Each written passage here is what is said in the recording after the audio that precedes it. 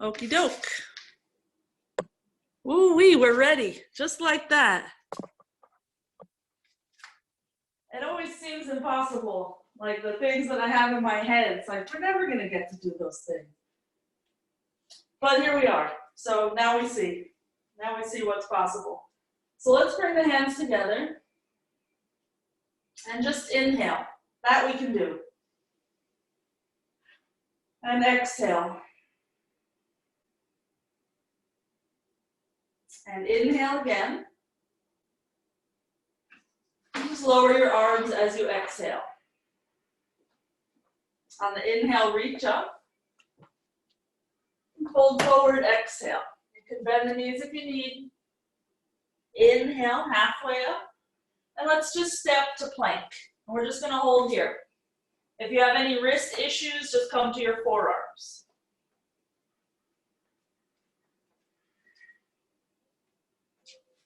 On next exhale, lower down to chaturanga. Inhale, upward facing.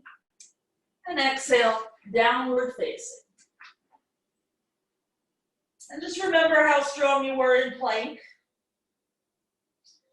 Down dog is a little more restful than that, but we're still keeping the arms that straight.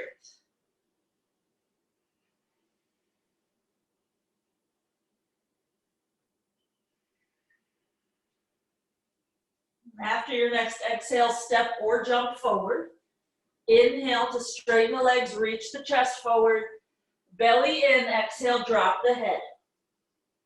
Inhale to rise up. We're just going to fold again for the exhale. Your arms can take any path you want. It's the chest that leads. Inhale, halfway up. And again, step into plank. This time we're going to place the knees down and slide them in a little bit so it's just tabletop. Drop the chest so your arm plugs in to the socket. And then lift the chest. And you've done this with me before, most of you, but if you haven't, just look at your screen for a sec. It's just a lifting and lowering of the torso with keeping the arms straight. So just feel that plugging into the socket. And step back to plank again. Keep breathing, keep the arms straight. It's a lot easier to feel the arms plug into the socket than the leg. So we're going to experiment with the arms, but really the takeaway is how your legs will do that. On the exhale, chaturanga. Inhale, upward facing. And exhale, downward facing. So we are pushing the floor away from us, but we're staying plugged in. So there's this kind of contradiction in yoga, pretty much in every pose. You're reaching one way, but you're drawing energy the opposite.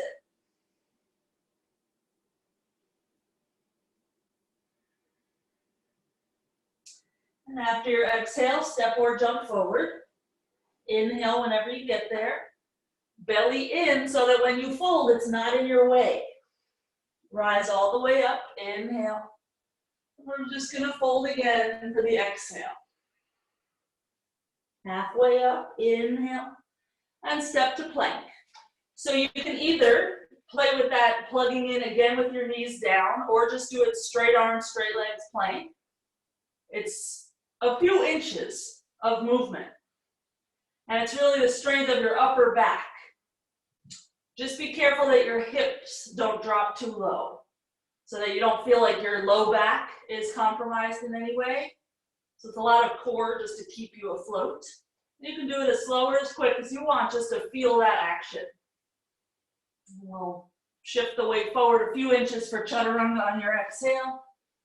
Upward facing, inhale. And downward facing, exhale. Shake out the head. And if you only did this external rotation in your arms, which it is, and the shoulders, you would end up with your thumbs off the ground and a ton of weight on your pinky finger. So even though your upper arms are rotating externally, your forearms have to roll in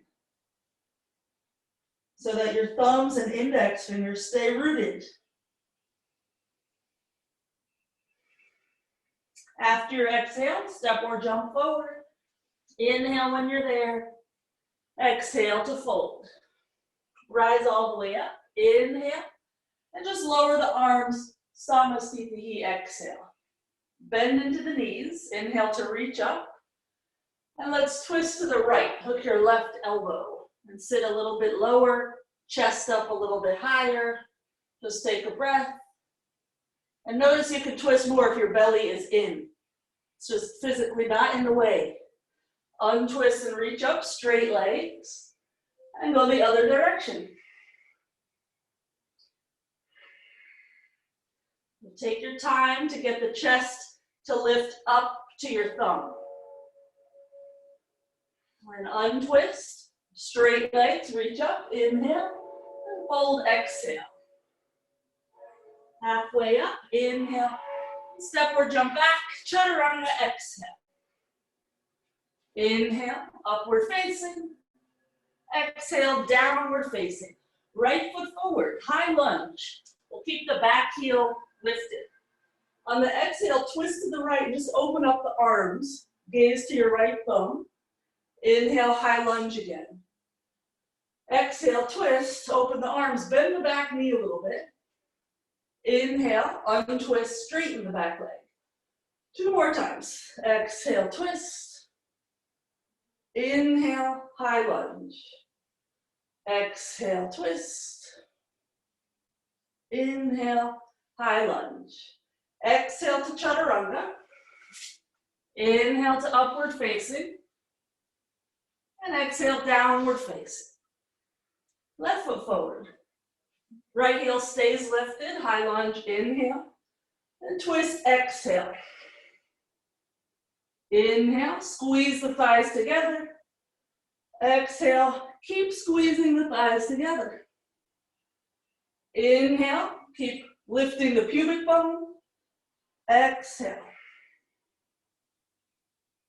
Inhale.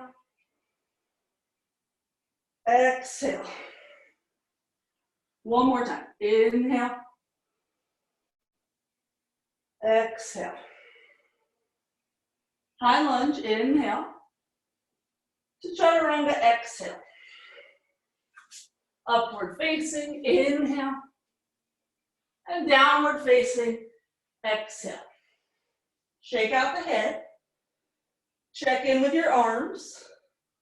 Sometimes it's easier to get that shoulder external rotation if you bend your elbows. So you can play with that. But once you feel that space by your ears, you've got to re-straighten your arms. Your handstands will thank you for that. Push down into your fingertips.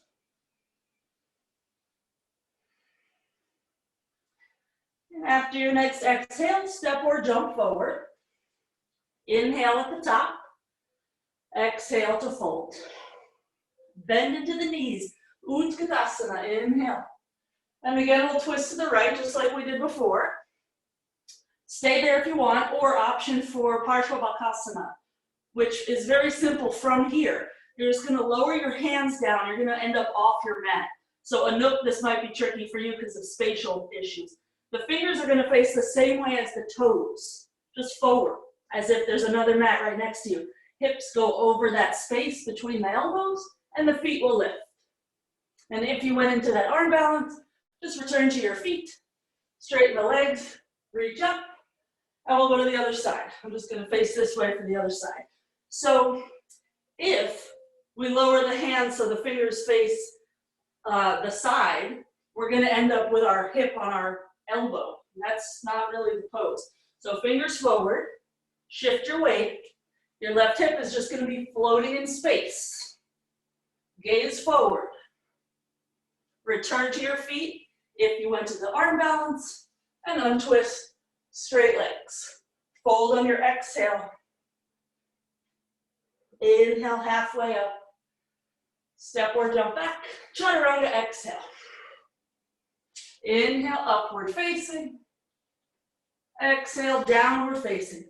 Right foot forward, high lunge. I'm just going to spin myself around. So the back heel will still be up. And exhale into warrior 2. So the back heel comes down and we open. Inhale to high lunge again. So we're just swiveling.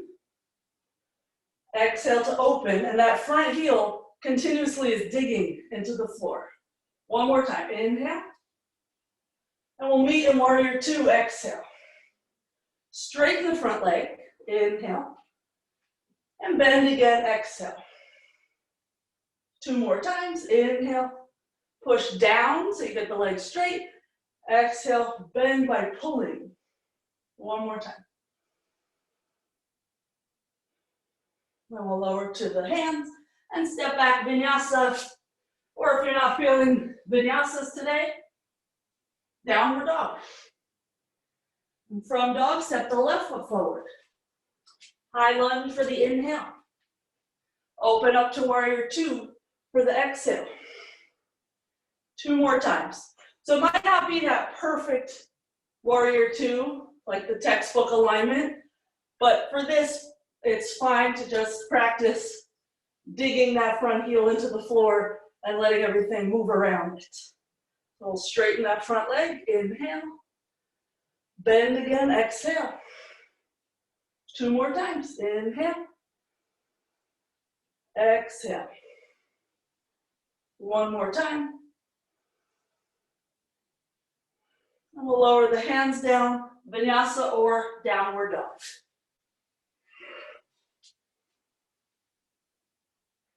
And from down dog, let's step the feet all the way together. So it's like you have one big foot. And we'll just lift the right leg up as high as you can. And notice that when you start going really high, your hip is lifted. You are no longer square. So keep your leg high, but square the hips. And you'll notice that it comes down a little bit. Every inch that you're reaching your right foot back, you're pulling that right leg into the socket. And let's just lower the right foot to meet the left. Lift the other leg. Left leg as high as you can. The hip will be lifted. We're reaching. And start to square your hips. You'll feel that inner rotation in the hip. The leg will plug in. And at the same time, equal and opposite, it's reaching away. And let's lower that left foot and step the feet normal, hips width apart. Shake out the head.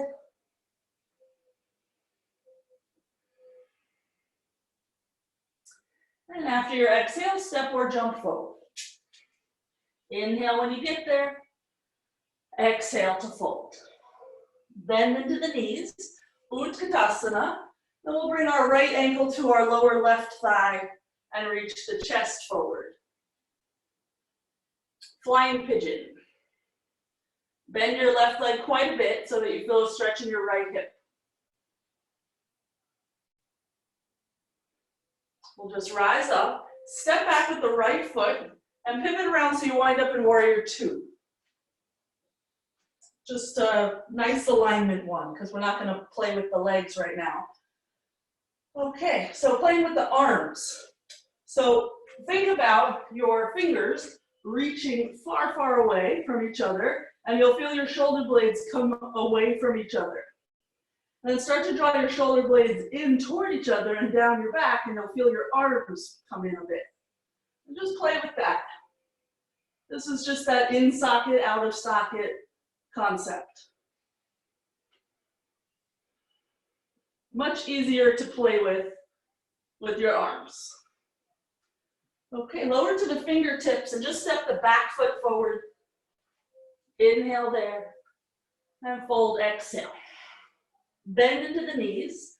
Inhale, Urdhva Dhanurasana, and then left ankle to lower right thigh. So we're just in flying pigeon on the other side. Just getting into that left hip. Because really that's what you need for a warrior two to be comfortable, so you need that hip open.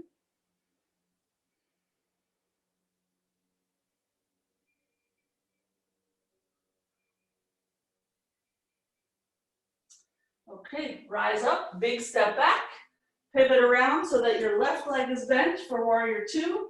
And we're just playing with the arms, drawing the shoulder blades in and down, and then let them move apart. And this is Not something that a beginner yogi would even necessarily think about or care about, but at some stage in the game, we have to figure out these subtle actions. Okay, so we'll rise up and around, and no, you don't have to do like that. I don't know. I don't know what the front of my mat is anymore. Let's meet at the front of the mat. Whatever the front of your mat is. I spin around too many times to know. At the front of your mat, bend the knees, Urdhva Dhanurasana, and again, flying pigeon. This time, if you can, fingertips to the floor, possibly a galavasana, which is really just placing this crook of your foot, a flexed foot, at your arm, high up on your arm, knee to the right arm. And then you just shift forward until you can get the back leg up. Those of you with the back leg up, practice dropping the toes down and then lifting them up again.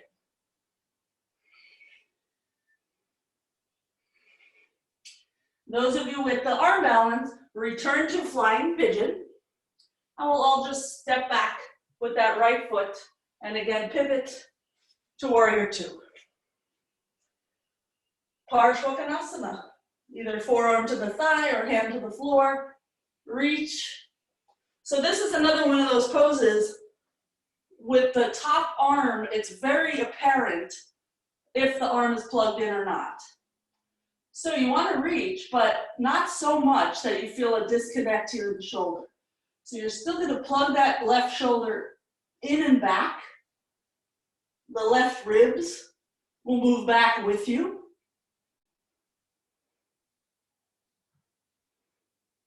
And let's start to rise up.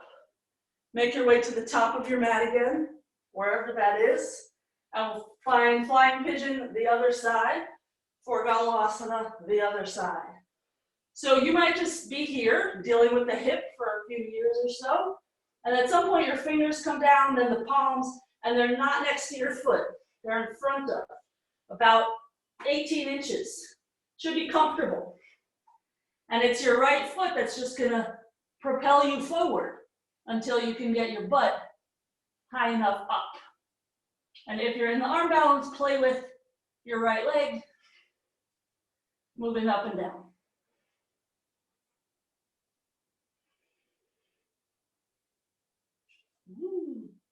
This is hard side for me. Okay, we'll meet in flying pigeon again.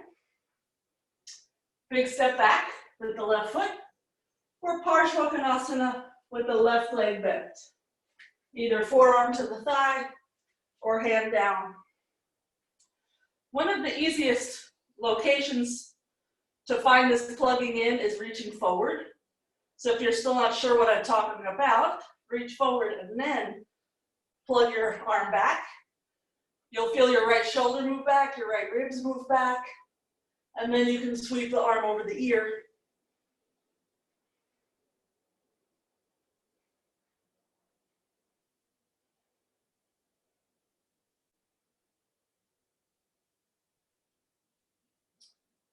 Okay, and we'll slowly rise up, make your way to the top of your mat, and we'll just stand for a moment. Straight legs, hands to prayer, very easy. Breathing.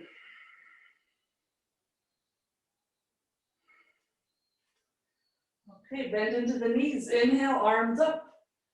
And let's fold forward for the exhale, hands will go next to the feet. And inhale to fingertips. Let the fingers slide forward. And however long your torso is, that's how far they're going to slide forward. Exhale, fold again, hands back. Inhale, lengthen, fingers will slide. Exhale, fold, hands down. Inhale, let the fingers slide. And just one more like that. Notice how your belly reacts. When your fingers slide forward, your belly is just drawing in and up. Let's turn this into Bakasana. So the hands just land where they were. They're not next to your feet. Knees into arms, shift the weight, and lift the feet.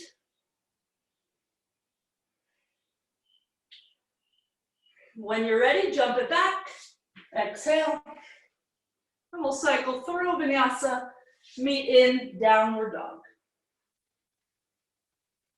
And from there, right foot forward, back knee down, Anjaneyasana. Let's reach up. And instead of up for right now, let's go slightly forward. And you can either have hands together or shoulders width. With the hands forward, you can have an easier time plugging arms into the sockets. Once you feel plugged in, then reach up. And it's the same rotation as a downward dog.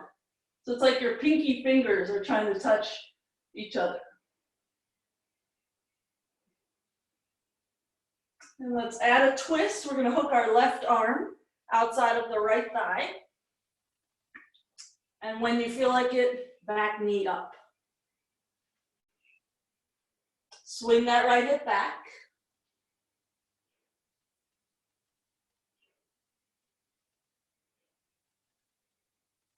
Okay, untwist. Keep digging this heel into the floor. It's not going to move. We're just going to slide the back leg just to the outside of that right foot and have a seat. And you'll be a little bit off your mat, but it's nothing crazy. And twisting the same direction to the right. You can hug the leg or hook the arm. This is Urdhva Dhanurasana. If you're going to reach down, make sure your belly is drawing in and around this leg so you don't get stuck. So that right foot is pushing into the floor, whether your hand is under there or not. So if your hand is under there, it's pushing through your hand into the floor. Okay, and we'll slowly unravel. We're going to keep standing on that right foot.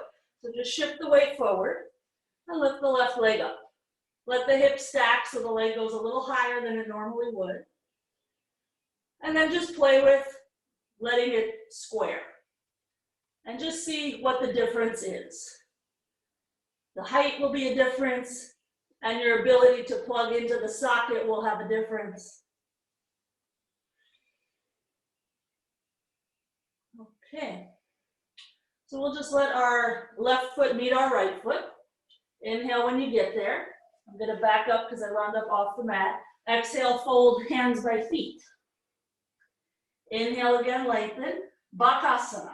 So the hands land, the knees come up, the weight shifts forward. And notice how far forward it is. Your head is nowhere near your hands. It's in front of. On the exhale, jump it back. Continue through your vinyasa. And we'll meet with the left leg in front for Anjaneyasana. Okay. So it seems kind of like a simple idea, this rolling of the shoulders. But when we do it with our arms in the air, we have no floor to push into. It can be very tricky. So make sure that you have your arms plugged in, the pinky fingers drawing toward each other. And as you want a deeper back bend here, just bend your front knee deeper. Let that right hip flexor get a great stretch.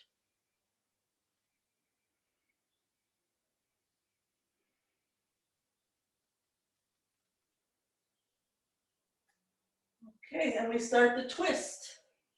So that right arm will go outside of the left thigh. Lift the back knee when you can.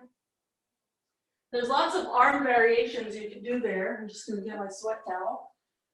But the key really is swinging your left hip back. That's where the nice part of this really can radicalize your practice. Okay, so we'll unravel. Keep digging this left foot into the floor. Just bring that right leg forward and have a seat. Hug the knee to the right shoulder. Or hook. The left hand can help you stay upright, or you can bring it behind the back.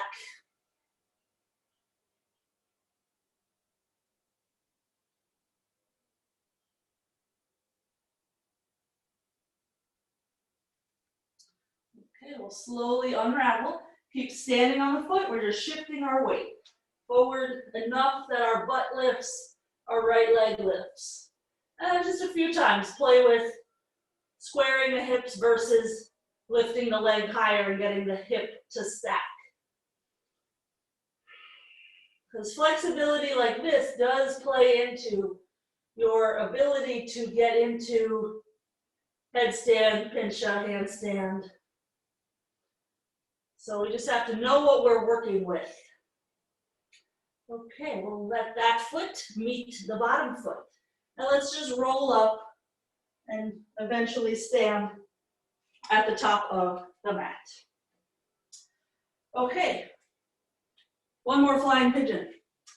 So right ankle to lower left thigh and lean chest forward. This time we're just gonna add the twist. If it's too much, just don't. Either elbow to arch, tricep to arch, or higher, like right by your armpit. Hands can be in prayer, or just like our side crow, you're gonna lower your hands to the floor, facing the same way as your standing foot, just facing front. Just like side crow, your hip is gonna be floating in space when you get your left leg up off the ground. It's not really that different from your parsvabakasana. Those of you in the pose just start to unravel, rise up, and we'll just try the other side. The thing that's different, oh, my kitty jumped on the thing. Okay, I'm gonna move her tushy off of there. Okay, we're back in business. So it's not that different from parsvabakasana, left side. If, however, this is challenging from your hip, don't even bother with the arm balance twist. Your hip has to be totally fine here. If it is, hook your arm. As long as you're above your elbow, you will be good to go. The higher, the better. It will be a little easier as you go higher. So lower the hands. Your right hip is just floating in space. Bend your elbows like chaturanga. And once the weight is shifted, your right foot will be able to lift up, no problem. Really, it's the hip stretch that would be the problem. Everything else is pretty straightforward. When you're done with that, slowly rise up and face front again. We'll inhale, arms up. Exhale to fold. Halfway up, inhale, and just send the left foot back. Exhale. And we'll just be in this lunge. Very simple. Let's put the left palm down. Swing the right hip back. You can either do it with your hand or just do it with your mind and lift your right arm up. But either way, that right hip is moving back.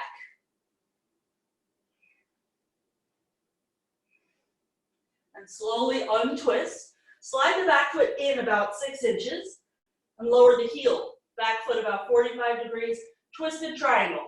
So the same idea with that right hand, you can either use your hand to push your right hip back, or you can just use your mind and have the right arm go up. But when we adjust in this pose, in Ashtanga, we're pushing your right hip back, and we're pulling that left hip up toward the ceiling.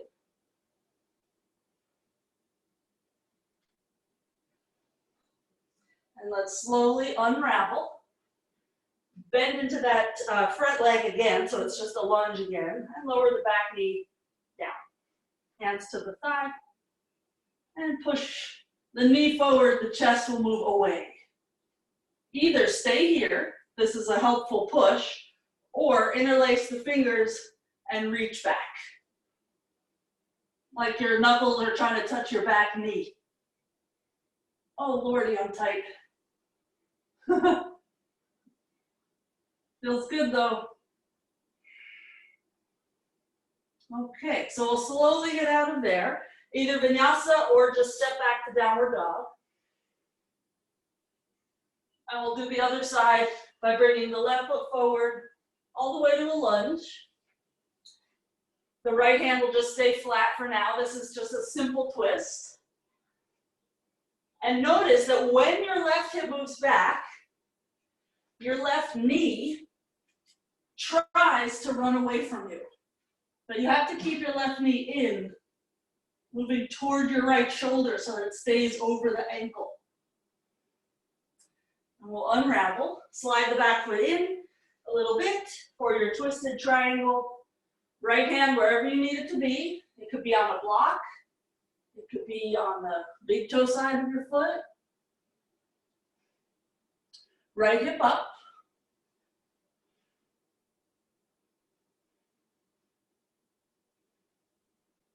Try to plug your left arm into the socket a little bit so that as you lean back, your whole shoulder ribs start to move.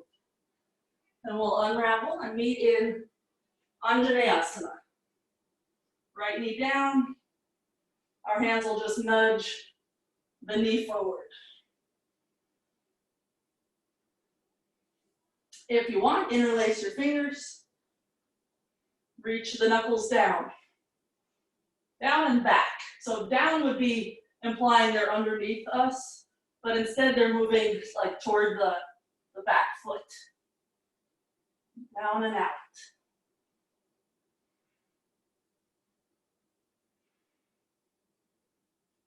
Okay, and slowly get out of there. Vinyasa or downward dog.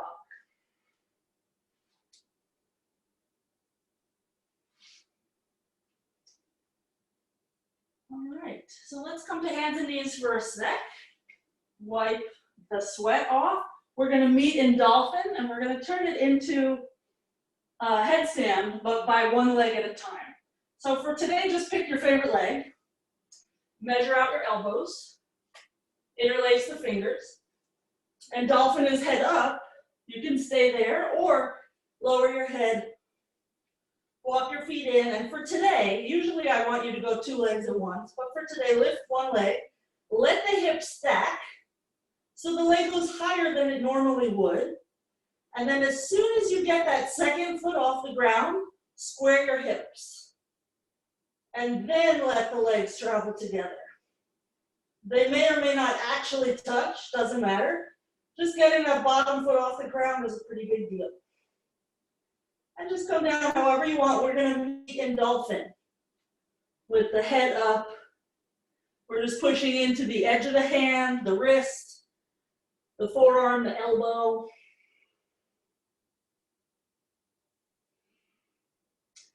And come down to the knees, normal downward dog. And we'll jump through to sitting. For double pigeon, right leg on top. Flex the feet, lean the chest forward, and then just like you did in the flying pigeon, try to hook your arm. When we're sitting, it's a little easier to wiggle deeper into it. So, those of you that are only on your elbow and you want to get further, you're going to hold your shoulder, right hand to left shoulder, and you're going to literally pick yourself up and over. So it's your body that's kind of moving your arm into position. Once you get your shoulder, then your hand is free to kind of play around in different spots. Okay, slowly unravel. Change sides.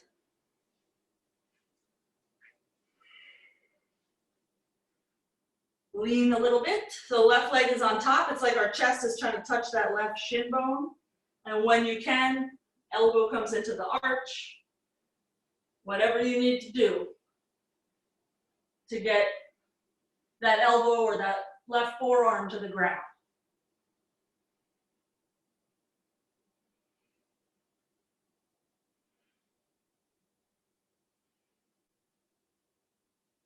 Okay, and take your time. We're going to get out of there, and we're going to meet in down dog B, which is sort of like dolphin, but the palms are going to be down. It's the same measurement of the elbows, palms flat, head up.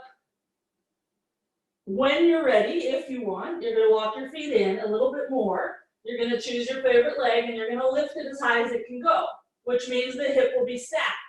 And then just do the same thing you did from headstand, but now we're going to need a little extra bounce, just a little, as little as possible. And when your bottom foot comes up, then you plug the hip into, or the leg into the hip socket. And then you can start lifting both. So it's really just having that control. We're going to meet in down dog B again. Take your time. And you might have felt that the pincha was a little bit harder than the headstand. That would make sense because there's less stuff on the ground. Let's re-straighten the arms. And let's just jump forward to standing. You can stand in many different fashions. Some people like to roll up, doesn't matter. And when you get to standing, you're just going to bring your right knee in toward your chest. So we're just interlacing the fingers on the shin bone.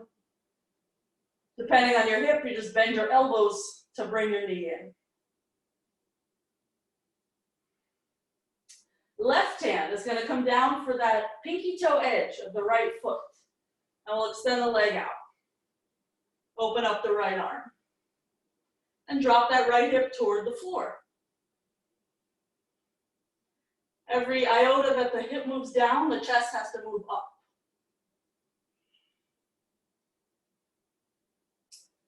Okay, untwist. We're going to change the grip so it's our right hand in that same spot where the left hand just was, and start to lift the leg a little higher. Just like when you were holding the shin, you just let the elbow bend if your leg wants to come higher. Then bring it out to the side. It will probably go a little bit higher still when you go out to the side. And we'll just bend the knee, and we're going to think of a pigeon, but in the air. So we're going to baby cradle the leg. And if you can't get it to the elbows, you'll just hold with the hands at any height that suits you.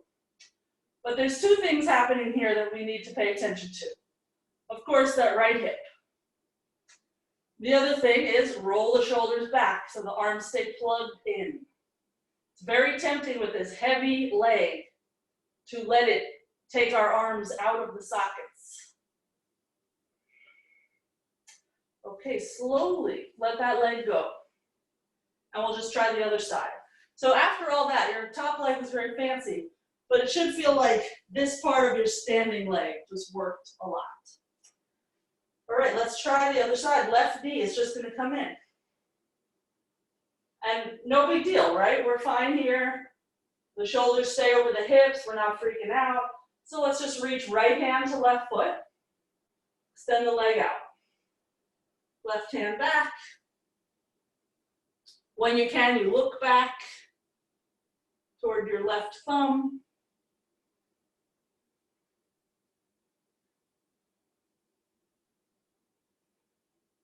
We'll slowly untwist. We'll replace the left hand, or replace the right hand with the left hand, and start to lift the leg a little higher, depending on your hamstring. And take it to the side. You can gaze to the right if you want, opposite the leg.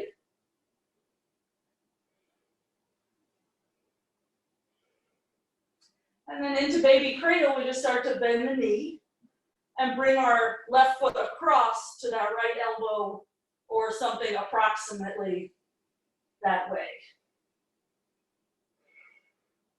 And now it's kind of a fight to stand up straight. Depending on your hip, however, if your hip is more open, it will be easier to stand up. But right now I'm dealing with the arms quite a bit because the weight of that leg is trying to drag me forward. Okay, so we'll very slowly let that go. And we'll just come to the top of the mat, standing. Inhale to reach up. And exhale to fold forward. Halfway up for the inhale.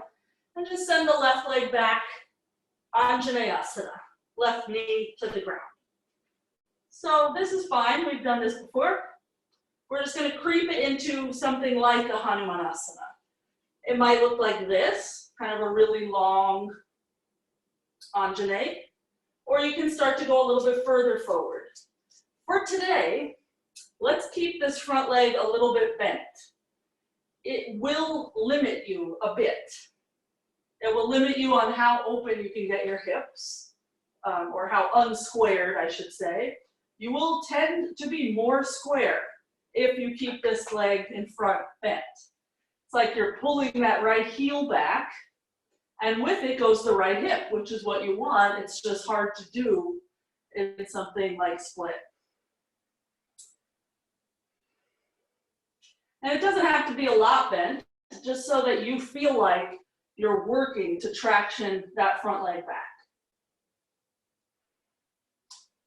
Okay, we'll step into downward dog. Just shake out the legs. And bring the other leg forward. Same idea. So we're just Anjaneyasana to start. The right leg is back, the left foot is forward. And we just let them creep apart a little bit more. It's when we let the legs get like fully extended away from us that we start to lose some of that ability to pull in. Because like I said before, it's not all just a reach, it's a reach and a draw back. So if you keep your front leg a little bit bent, you'll be drawing it back. So just go as low as you want.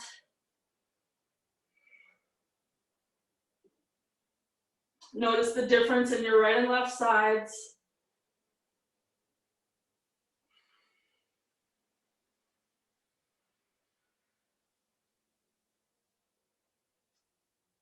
Okay, and our exit for this will be to the side Samappanasana.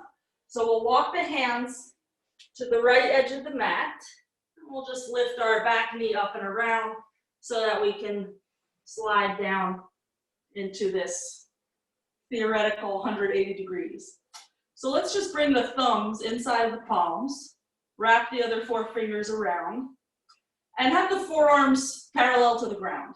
We're going to keep the forearms there, we're just going to angle the knuckles down. So it's a little bit subtle. Don't let the wrists move down because that will defeat some of this wrist stretch. So the forearms just stay put and the knuckles angle down, and you should feel something in this inner forearm. Holy moly. Okay, shake that out. And we're just going to shift forward and up so that we can walk the hands a little bit forward, walk the feet in, and comfortably pivot to vinyasa.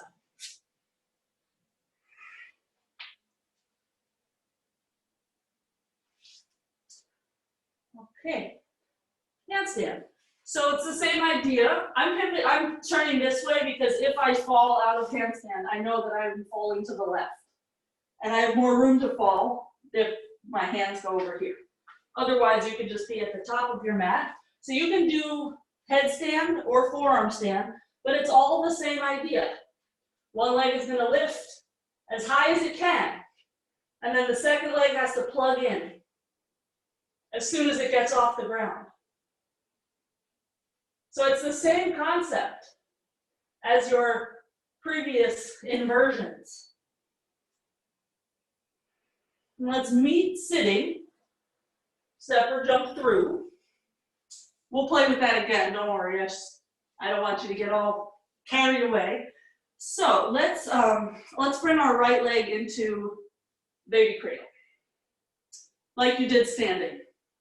But it's so much easier here. Now we don't have to deal with the hip flexors of the standing leg.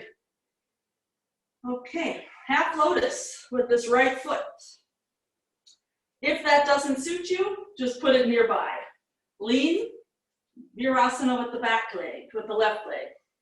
So we have our knees about mat's width. This is Bharadvajasana. What we're going to try to focus on for this version today is this hand. The left hand is going to slide under the knee, and it's coming from the side. So this might not be comfortable, in which case ignore me right now and do your thing. So your knee is going to push into your hand. The forearm stretches crazy. You're going to twist so that your shoulder moves a little bit in the direction of the wrist, so it's not quite as crazy. And right hand can come behind you and find your big toe. So just concentrate on that knee pushing into the hand and the opening in the forearm. And we'll slowly get out of there. And if that does hurt your forearm for a while, just do it like this until the twist is bigger. and this will transfer eventually. Let's change sides. So left leg baby cradle. This is the prep for half lotus. Arms in the sockets. And just notice how different this is than when you were standing. Maybe there's something you can learn from the sitting version that you can take with you next time you do the pose standing. Okay, half lotus, heel to belly button is going to put your foot right where it needs to be. If you can't get your heel to your belly button, it's likely that your foot won't be quite high enough on your leg, but just do what you can. Right leg will fold back. Left hand will come around, right hand will come under. You could get your right hand situated first. You could even lift your knee and kind of plant your hand, dramatically press it all down, whatever you need to do. You're going to try to also get your right sitting bone down.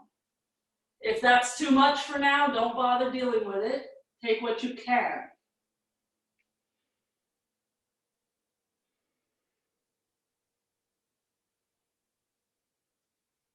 Gaze over that left shoulder. And we'll slowly get out of there. And either vinyasa or downward dog. I'm going to swivel around. We're going to go for handstand again. So if you either don't have a wall or you don't have falling space, just repeat from forearms or from headstand, because it's all the same concept. You're just going to lift one leg up as high as you can, so that the hip will be lifted. And then the second leg will give you a little nudge up. And then we'll plug into the socket as soon as it's up.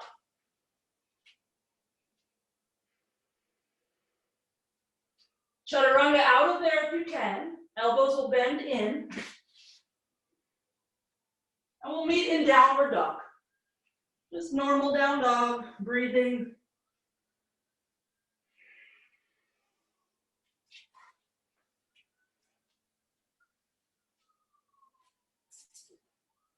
Okay, and let's come to hands and knees.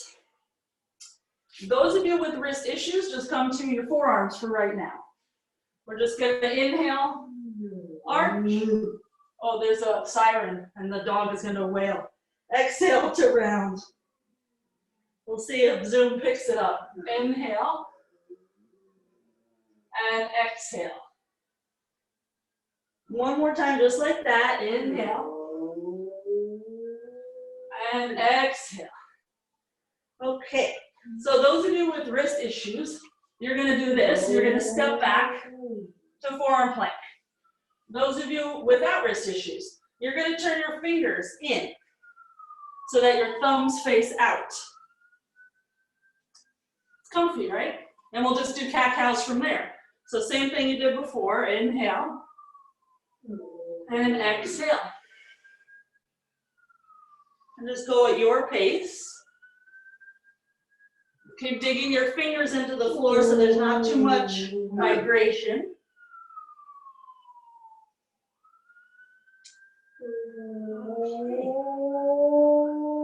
I'm pretty sure Zoom could pick up that howl. It's pretty loud.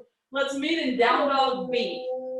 So those of you in plank, you just walk your feet in and you'll end up in down dog B. I wonder how long this can go on for, this howling. It's quite something. Okay, straighten the arms and jump or step your feet forward, squatting. So just rounding the back a little bit for a moment.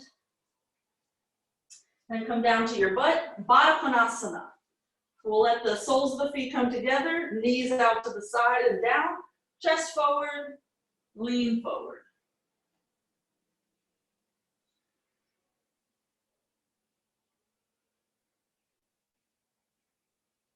In a moment, we're going to try, maybe a few poses away, we're going to try a back bend that is very hard, but we'll put our legs in this position first to make it a little easier.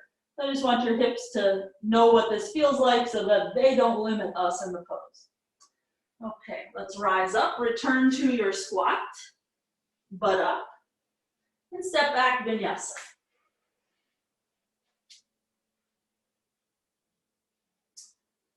Okay, from downward dog, let's go knees, chest, chin. You know that weird thing that some yogi schools do. So knees down, the chest is going to come down and the chin is going to come down.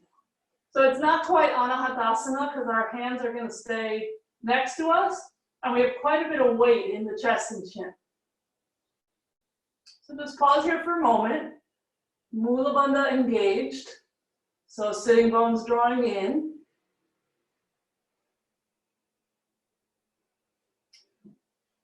And slide the rest of the way forward and just lay on your belly. Shalambasana A, arms by the sides, chest and shoulders up, legs up.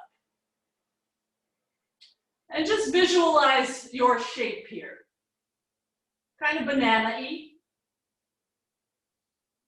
We're trying to make it somewhat even of a curve. And bring the hands by the chest, lower down. And on your inhale, upward facing dog. So your feet and ankles have to work to get you up and forward for up dog. And exhale to downward dog.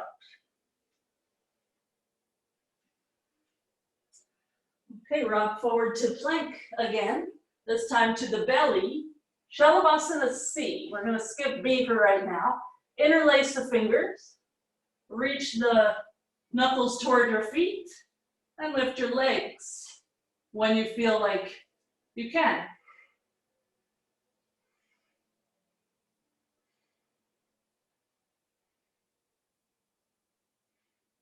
And slowly come on down, hands by the shoulders, so your feet are going to propel you forward and up, and exhale, downward dog. Okay, that weird little knees, chest, chin thing again. So knees down, chin down, chest down. If it's too hard, you walk your knees back. Too easy, walk the knees in. If you can, interlace your fingers behind your back and reach your knuckles away. Oh my God, it's so hard.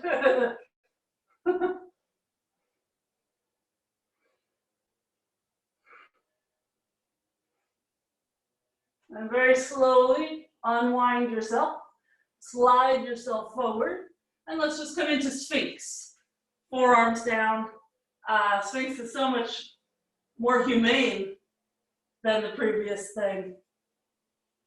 So drag yourself forward, use your upper back muscles, and if you can, if you want to come up a little higher, hands by where the elbows just were, so now the elbows are by the ribs, and do the same thing, still just dragging your chest forward. You're going to feel your back muscles work a lot, like your chest is moving through your arms. And we'll meet in downward dog. Take your time getting there. And just draw the belly in so that you help counter deep back bend. Okay, so we'll come to hands and knees, and we'll try Mayurasana. I can't lie, I don't love this pose, but it's good for us. The idea is the elbows are by the belly button. So since that is where we were connected to our mothers, sometimes this pose will bring up your issues with your mother. So we're going to turn the fingers to face in toward the knees. If that hurts your wrists, like what we did before from cat-cow, you can have your hands facing out or do whatever else you could think of. So fingers back, elbows to the belly button, lean forward, and think of your Baddha Konasana. So as you're leaning forward, you're going to lift your knees up and you're going to look forward. And then just come on down. So that's just a prep, that's not the actual pose. Then come to your butt. And let's go right leg, baby cradle again. This never gets old. Those of you who can do lotus, no problem. Your challenge will be in the next year or so doing lotus with no hands. Okay, we're going to place our right leg into half lotus and our left leg into full lotus. If lotus is not for you, you're just going to repeat what we just did with that Baddha Konasana leg. If you're in lotus, you're just gonna rock onto your knees. It's not actually any harder, it might be actually easier because you don't have to think about your legs independent of each other. So fingers back, lean forward, round your back a little bit so that you can get your elbows to your belly button. And then look forward. If you don't look forward, you won't get your knees up. So look forward more than you think you need to. And then come down to your butt again. Keep your lotus if you have it. We're just gonna turn the knuckles in and elbows down, just to bend the wrists the other way for a moment. So those of you that are doing this in lotus, you're gonna unwind your lotus in the air and step your feet back. It will be more like flinging your feet back. Okay, so we'll try it again. We're gonna meet in downward dog, so feel free to go right there also. Hands come close to each other, round your back. There's two schools of thought about the boobs. You could uniboob yourself, squish them together so that they're between your arms as you come in, or you can just put your arms over them. I actually like to just put my arms over them. And I saw a girl with like size D cup do that also. So big boob ladies, you can still choose. Whatever feels better. So once your knees are up, keep looking forward. Lean more than you think you need to, unravel your legs. And then you can come through like a little kind of fake vinyasa, and we'll swivel the hands around.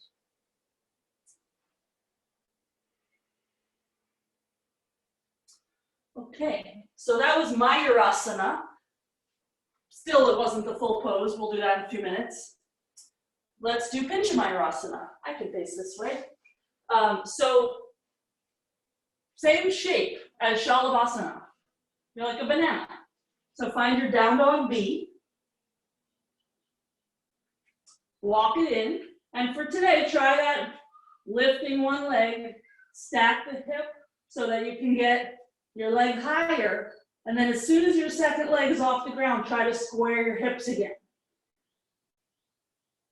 It's a different thing that will get your second leg to meet your top leg. But for now, just try to balance. It doesn't have to be legs together. You could be in a split.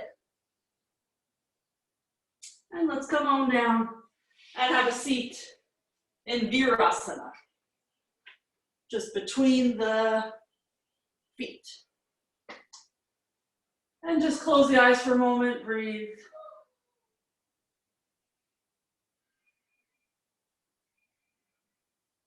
Let's bring the right arm forward, turn the palm up, reach up, and just stay there for a sec. So it's quite hard. As you reach up, it's just a lot of work. So hang out for one moment, and bend the elbow, and reach your left arm behind your back. Link your fingers, press your head back. Maybe start to look up.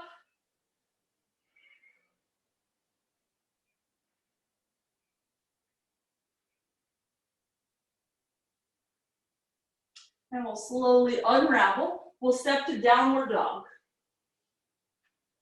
Just make sure your legs can still straighten.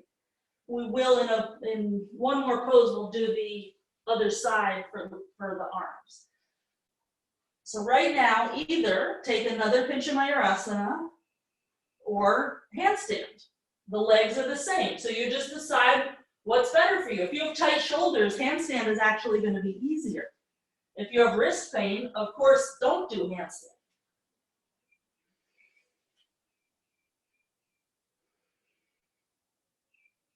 Chaturanga out of it, no matter which one you chose to do. Elbows will stay in.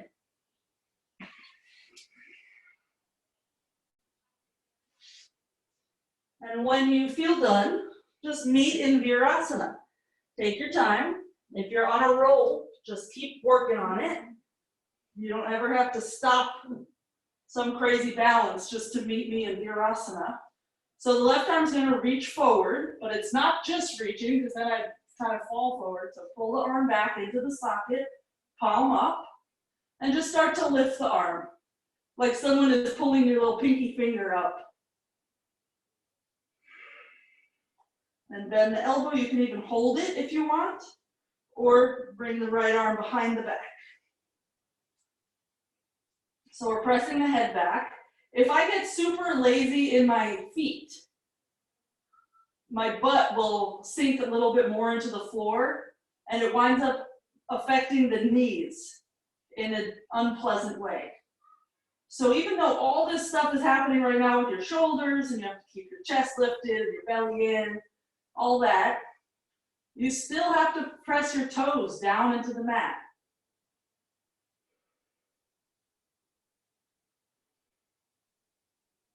Whatever is the base of the pose is always the most important thing. Whatever is on the ground. Let's slowly get out of there. We're going to meet in downward dog again. And either pinch a Mayurasana or handstand. So those of you that are going to handstand, if you're having trouble actually getting up, it probably is that you're not looking far enough forward, because it's scary to look forward and we don't really want to fall over. But just play with maybe looking 2 more inches forward and just see if that helps.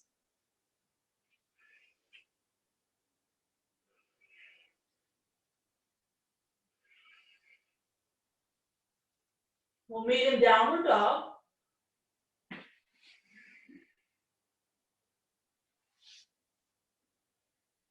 And we might as well go for our full Mayurasana because we prepped for it a lot. You guys didn't know, but you were prepping for it for a long time. Okay, so the hands just like this, the elbows in the belly. Now the only difference is the legs will be straight back, like your Shalambasana. Feel free to repeat any of the versions we did. So you'd start in this kind of planky thing. Lean forward, lift the legs, keep looking forward. And it's just a 5-breath pose.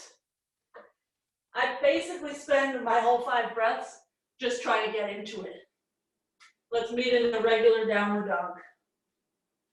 That pose is a doozy for many reasons.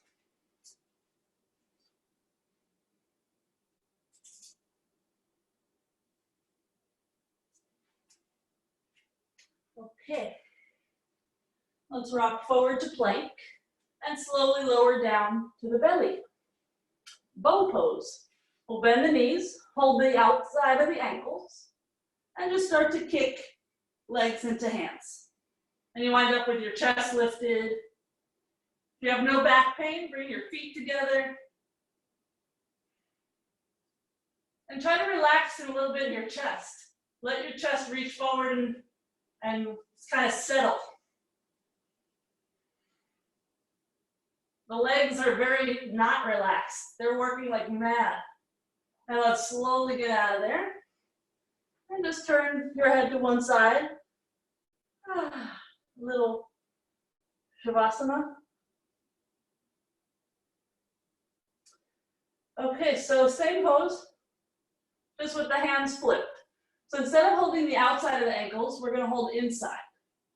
Like you're hitchhiking and then you just whoop to the inside. So there's no extra flipping. It should feel very normal. Just swing it back, plunk it onto the ankle. And then your feet won't really come together. Don't worry about that. So this is a doozy in the shoulders. So if it's too much, repeat the previous version that we did.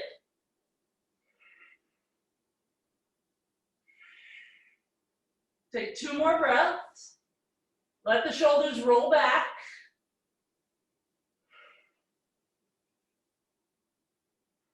And then we'll slowly get out of there and take your vinyasa. Use your ankles and feet to propel you forward and up for upward facing dog.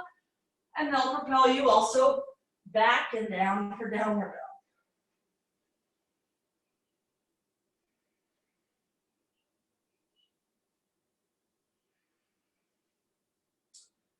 dog. Okay, Ustrasana. So we'll come forward onto the knees. And for this one, let's tuck the toes. Normally in the Ashtanga one, we have our feet untucked, but We're gonna actually hold this a little bit extra.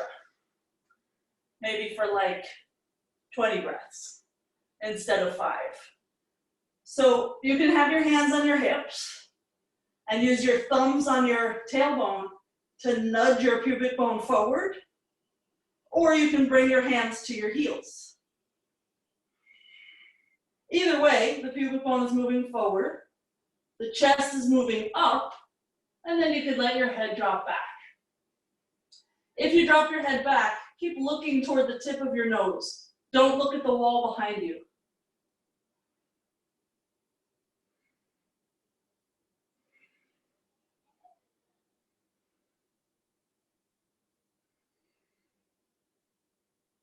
Ten more breaths.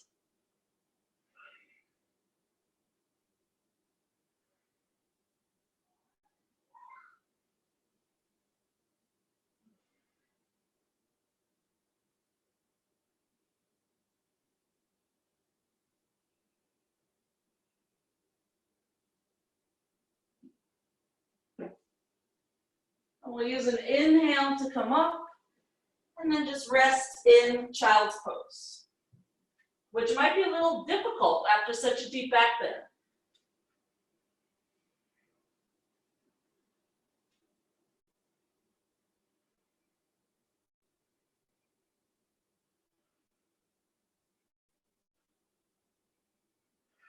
Okay, downward dog.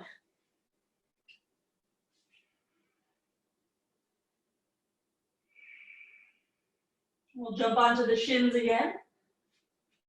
And this time we'll do Ustrasana with the feet untucked. So your heels will be a little farther away. Feel free to repeat the tucked under if you prefer. And we're not going to stay as long, maybe about half the time, so 10 breaths, which is still pretty long. So you really have to monitor your breath and monitor your drishti, your gaze, because you don't want to get dizzy.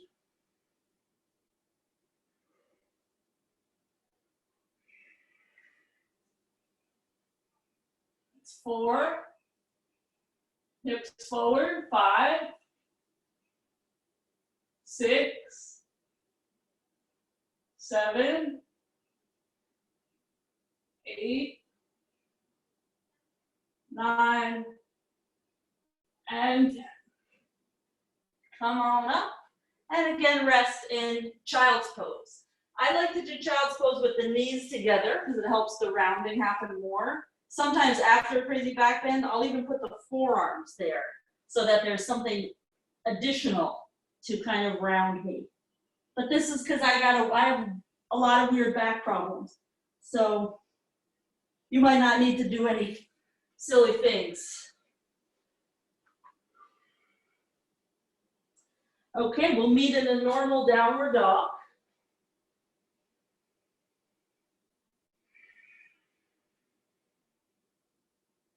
And let's rock or jump forward onto the shins. And we'll have a seat in Virasana again, like you did before. This time taking it back to Supta Virasana, which is actually going to be much less bendy in your back than the previous 2 poses we did. So this is all quads and hip flexors. A lot of core so that you don't overdo the back bend. If you can, reach your arms back. If you want a little extra for your shoulders, instead of palms up, you're going to do palms facing down. I like to make my thumbs get kind of stuck on the edge of the mat, and then I can roll the palms down easier. It's kind of like a bumper for the thumb.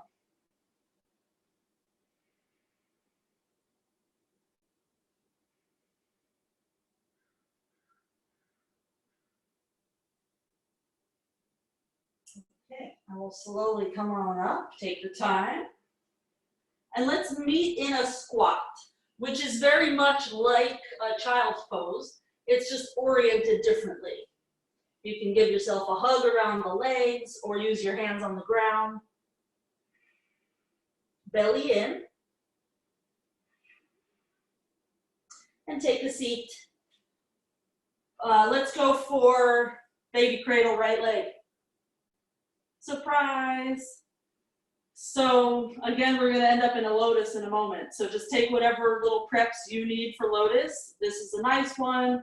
I would do it on both legs if you're enjoying that one, or if there's any other thing that you like to do before a lotus, go into that.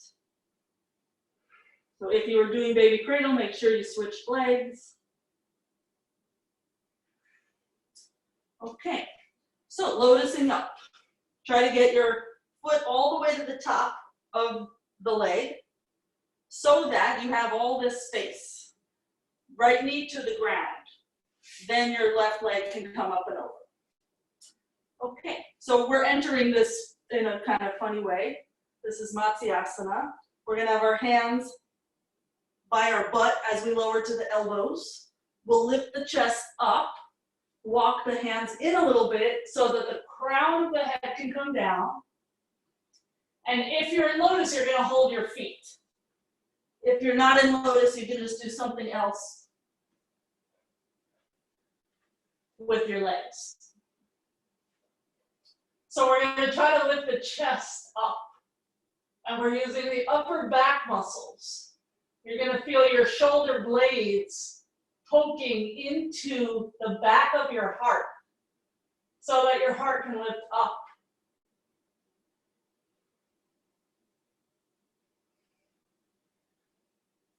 Feel free to stay there, or Uttanappadasana, a little bit harder, legs out 45 degrees, arms out, extended prayer. Chest still up. But now your legs are these free agents. You have to deal with the hip flexors a lot. And slowly lower down all the way to your back. And just rest for a moment, however you want. And let's turn it into Urdhva Dhanurasana. So lower the soles of the feet to the floor, close to your butt. Place the hands by your shoulders, elbows in. So feel your shoulders rotate to get your elbows in. And then straighten the arms. We'll stay here for 5 breaths. That's 1, 2, 3, 4, and 5. Come on down. Keep the elbows in as you move down. It might be frustrating if you're not used to that, but over time it will be more automatic and you will be very thankful for the opening that it gives your chest. It helps the wrists. The whole back bend is just more pleasant. Okay, again, we lift up, straightening the arms. Either stay up or to work on that rotation, on your exhale, lower to the crown of the head, and inhale again, straighten the arms. Just keep moving with breath. Each time you're straightening the arms, you're pushing the chest through, using the legs to push. And we'll come on down to the back again. Take your time. And we're just going to do one more. I'm just going to check out the little clock. Okay. One more Urdhva Dhanurasana. Inhale your way up.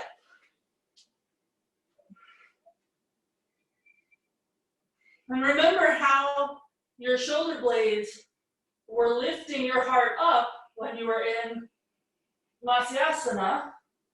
So same idea here. And let's slowly come on down. And just lift the legs up so it's an L shape, arms wherever. We'll keep the right leg there, lower the left so it's alongside the mat. Lower the right to meet the left. And try not to let your back change too much. Lift the left, and then lift the right. And just do that again. The right will stay, the left will lower. Then the right will lower. And we're just using the core to kind of keep us in line. One will lift, and the other will lift. And let's just bring the knees to the chest, rock a little bit side to side.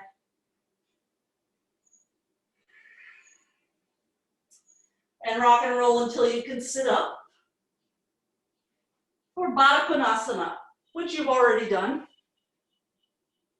Soles of the feet will open up like a book, and we'll drop the chest toward the toes. The head will come down in front of the feet. Roll the shoulders back.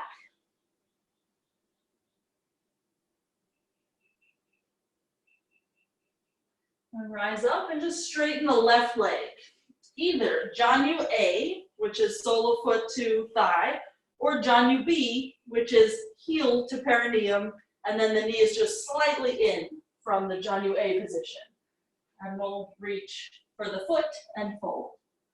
Those of you in B position, just remember the foot is still facing front. You're just sitting on it, but it didn't point underneath, and it's not sticking out underneath your left leg. It's still just the same forward that it would have been if you had stuck to the A position.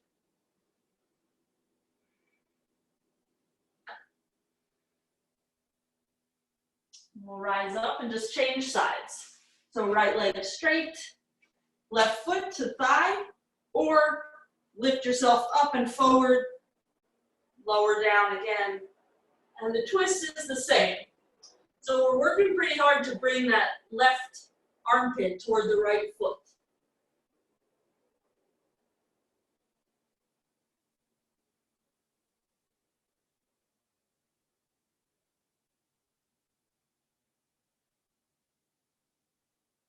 And we'll rise up, extend both legs out, and let's just bring the hands down near our thighs. We'll lean forward, and we're just going to practice lifting the butt up and lowering it down again. And just do that again. Chest stays close to thighs. That was fun. Let's do it just one more time. So get your chest before you lift. Get it as close to your thighs as you can. And then just try to keep that relationship as you straighten your arms. So that's what we need to do to get our legs up as one in headstand or any other inversion. So let's come into headstand. You can go for A position, Bharadvajasana, or any of the other ones that you know. I just want, for now, us to work on the lifting two legs at once, not the way we did it before.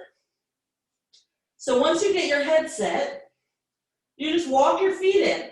Your butt is going to come over your shoulders.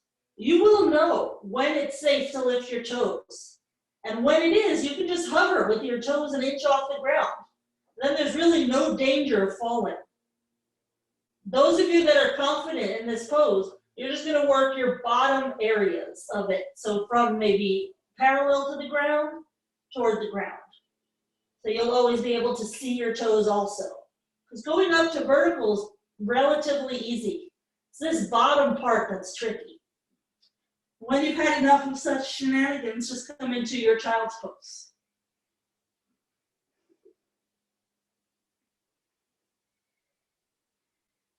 And we'll meet in downward dog. Let's bring the right leg forward for pigeon.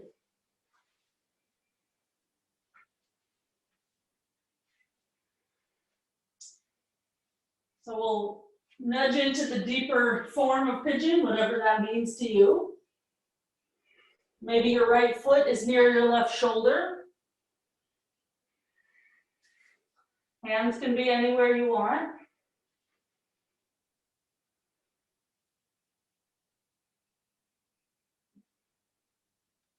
And just keep scissoring the legs like you did in all those lunges.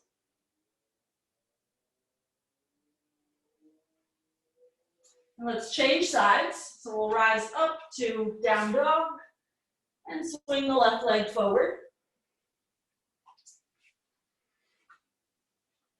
So I'm going to glue my left foot to the floor, and when I want this pigeon deeper, I'm just going to move my knees back. And that way, when I come down with the torso, the right shoulder winds up near the foot.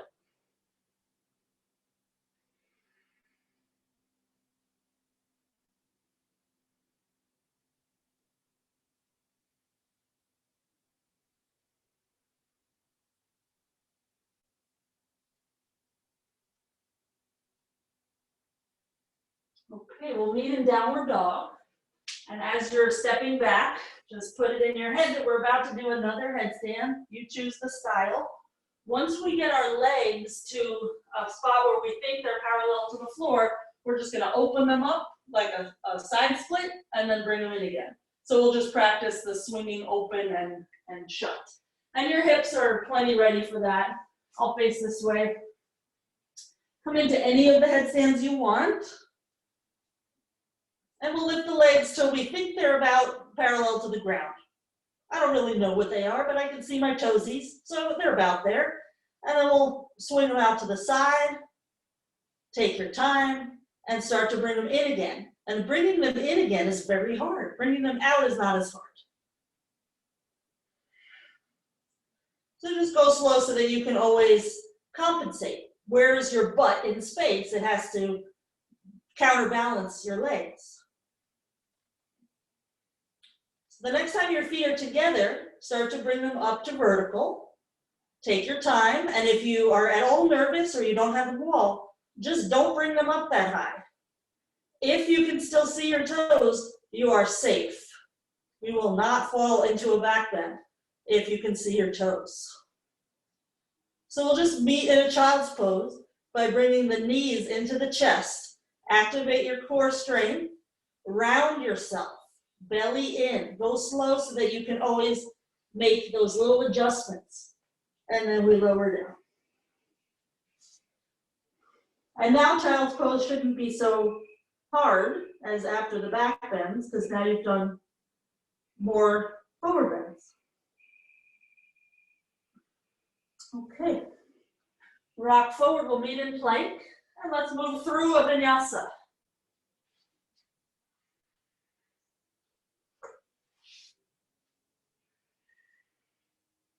And we'll jump through to sitting or step through.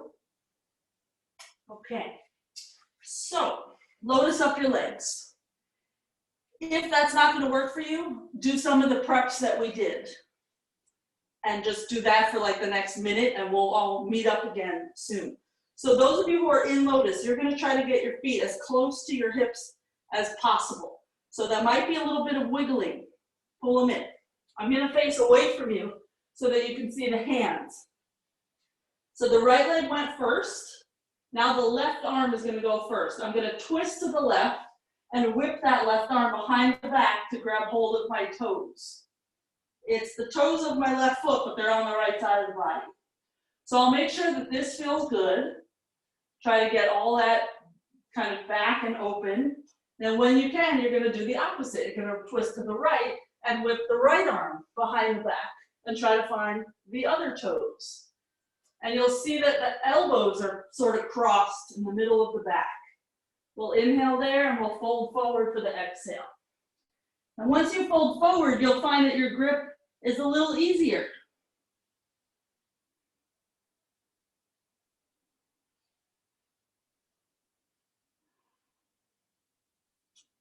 And those of you who chose hip stretches instead of lotus, make sure that you're evening yourself out, because we'll be out of here in a sec.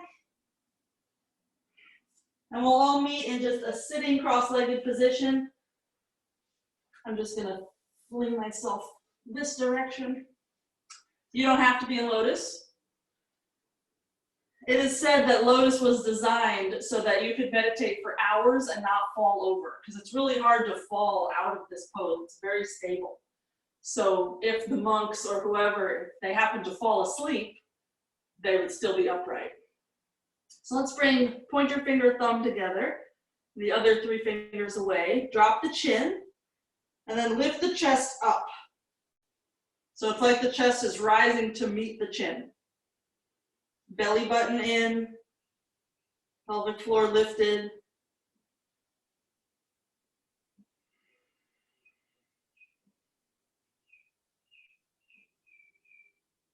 And just pay attention to your breath.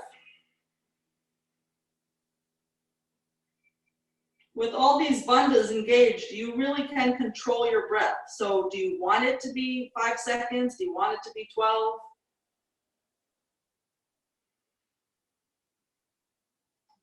Any retentions that you want to do? Anything is possible.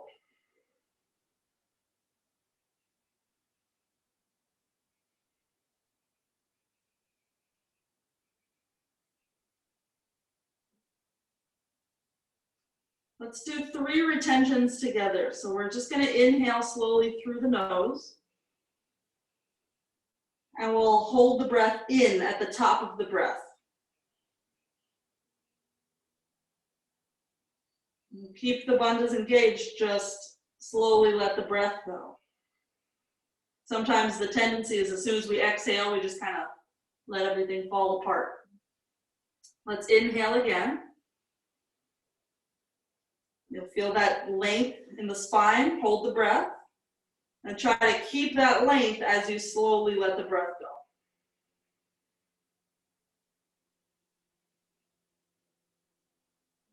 We'll do 1 more retention.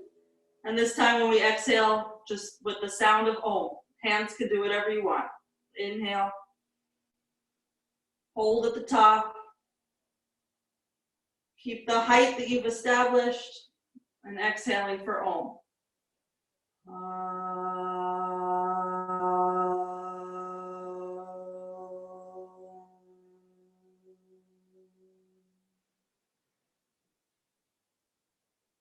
If there's any other pose you need before Shavasana, just go ahead and do it. And we will meet in Shavasana.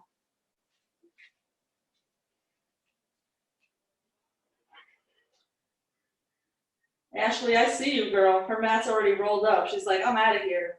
My road trip is starting right now.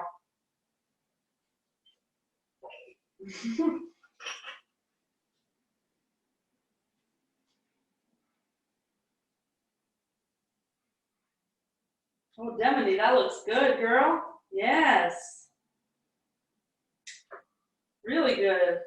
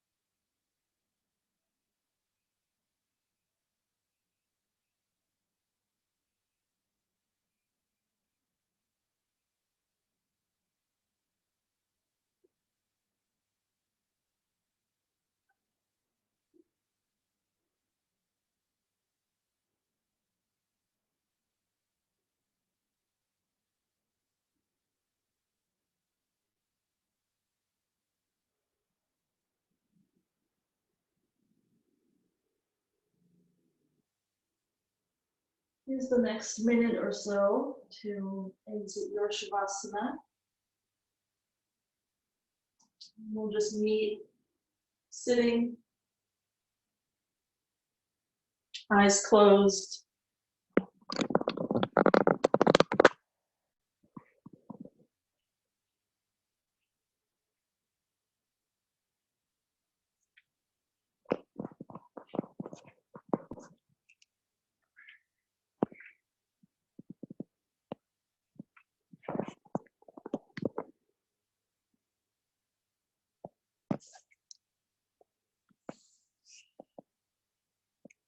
Let's bring the hands together.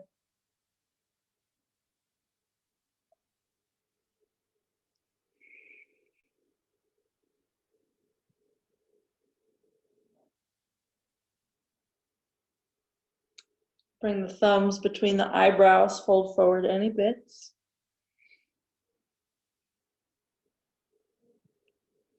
Namaste.